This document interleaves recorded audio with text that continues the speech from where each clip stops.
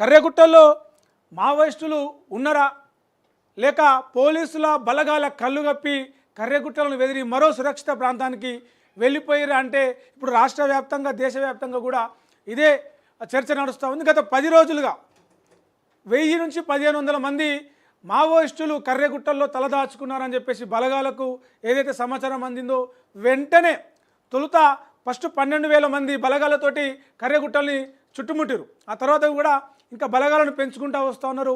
ఈ ఎండకు ఈ డిహైడ్రేషన్ అయ్యి కొంతమంది జవాన్లు బలగాలలో కొంతమంది డిహైడ్రేషన్ అయ్యి అనారోగ్యానికి గురై పడిపోతే వాళ్ళని వెంటనే హాస్పిటల్లో చేర్పించి వాళ్ళని రీప్లేస్ చేశారు. ఆ రీప్లేస్ చేసిన తర్వాత కూడా కూంబింగ్ కొనసాగుతూ ఉంది. ఎన్కౌంటర్లు అయినాయి అని చెప్పేసి 17 మంది చచ్చిపోయారు, 37 మంది చచ్చిపోయారు. హిడ్మా దొరికేసిండు, ఆల్మోస్ట్ హిడ్మాను ఎన్కౌంటరే చేసేసారు, విషయం బయటకు చెప్తారు అని చెప్పేసి రకరకాల వార్తలు, రకరకాల ఎత్తుగడలు బలగాలు చేసి వార్తలు ప్రసారం చేసినాయి. అయితే ఆ ప్రచారాల్లో ఏది నిజం లేదు. ఇప్పటివరకు మావోయిస్టులు ఒక్కరు కూడా దొరకలేదు, వాళ్ళ కనీసం వాళ్ళ ఆచూకీ కూడా దొరకలేదు అన్నది ప్రస్తుత పరిస్థితి చూస్తే అర్థమవుతుంది.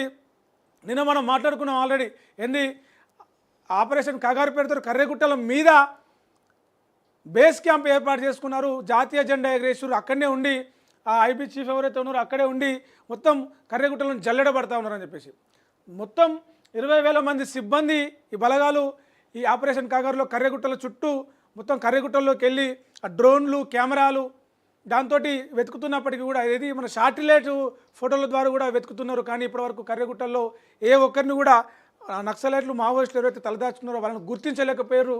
మరి అసలు కర్రెగుట్టల్లో మావోయిస్టులు ఉన్నారా లేరా అనేది ఇప్పుడు పెద్ద క్వశ్చన్ మార్క్గా మారిపోయింది. వాళ్ళు ఎప్పటి నుంచో ఉద్యమం మొదలైనప్పటి నుంచి ఆ ఛత్తీస్గఢ్, బస్తరు, దండకారణ్యం, నల్లమల ఈ ఆపరేషన్ ఏదైతే జరుగుతుందో ఇప్పుడు ప్రస్తుతం ఆ కర్రెగుట్టల్లో తిరుగుతున్న వాళ్ళు పూర్తిగా ఆ కర్రెగుట్టల అడవుల మీద వాళ్ళకు పూర్తిగా పట్టు ఉంటుంది మావోయిస్టులకు. కాబట్టి ఇప్పుడిప్పుడు అంటే కూంబింగ్ కోసం వెళ్ళిన వాళ్ళకంటే మావోయిస్టులకు కర్రెగుట్టల మీద ఎక్కువ పట్టుండే అవకాశం ఉంది.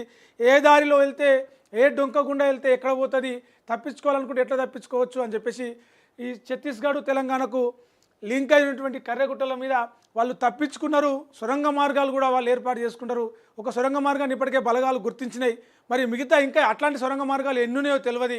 మరి ఆ సొరంగ మార్గాల గుండా తప్పించుకున్నారా లేకపోతే బలగాలను మావోయిస్టులు దొరకట్లేదు అనే ఒక ఎత్తుగడతోటి బలగాలను మరింత లోపలికి రప్పించి ఒక్కసారిగా దాడి చేసే అవకాశం ఉందా అని కూడా ఒక చర్చ జరుగుతుంది. చూద్దాం ఒకసారి. తెలంగాణ ఛత్తీస్గఢ్ సరిహద్దులోని కర్రెగుట్టలను భద్రతా బలగాలు పూర్తిగా స్వాధీనపరుచుకున్నాయి.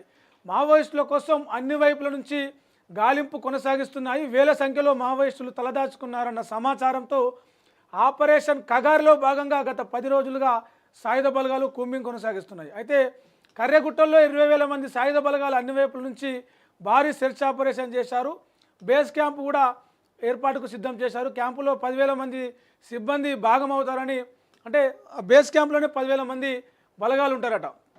భారీ సెల్ టవర్ అంటే సిగ్నల్స్ కోసం భారీ సెల్ టవర్ కూడా ఏర్పాటు చేశారు.